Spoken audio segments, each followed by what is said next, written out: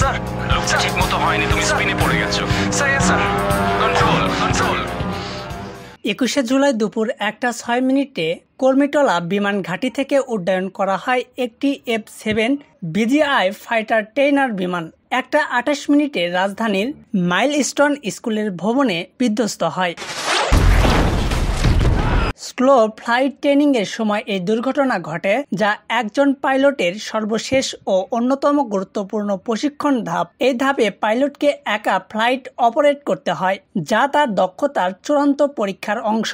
ঘটনার সময় flight lieutenant তৈকির নির্ধারিত প্রশিক্ষণ এলাকায় পৌঁছানোর আগেই ধারণা করা হচ্ছে নেভিগেট, রাডার ও কমিউনিকেশন সিস্টেম একযোগে বিকল হয়ে যায়, ফলে পাইলট দিক নির্দেশনা হারিয়ে ফেলেন। পরিস্থিতি খারাপ হলে তিনি কর্মীটলা ঘাঁটিতে ফেরার চেষ্টা করেন। দুর্ভাগ্যজনকভাবে রানওয়ে পর্যন্ত পৌঁছানোর আগে বিমানটি স্কুল ভবনে আছড়ে পড়ে। উল্লেখযোগ্য যে বিধ্বস্ত হওয়ার F-7 যুদ্ধ বিমানটি ছিল সর্বশেষ মডেলের, যার বয়স মাত্র 12 থেকে 13 বছর। ফলে এটি শুধু পুরনো মডেল হওয়ার কারণে দুর্ঘটনার শিকার হয়েছে, এমন দাবিকে নাকচ করে দিয়েছে বিশেষজ্ঞরা। 2015 থেকে 2025 সালের মধ্যে কমপক্ষে 9টি সামরিক বিমান দুর্ঘটনার শিকার হয়েছে, যাতে প্রাণ হারিয়েছে দক্ষ পাইলট ও সেনা সদস্যরা। প্রশ্ন উঠেছে, বারবার ঘটে যাওয়া এসব ঘটনার পিছনে কি শুধুই যান্ত্রিক ত্রুটি, নাকি রক্ষণাবেক্ষণ ও ব্যবস্থাপনাগত ঘাঁটির বড় কোনো দায় রয়েছে? তদন্ত শেষ না হওয়া পর্যন্ত এই প্রশ্ন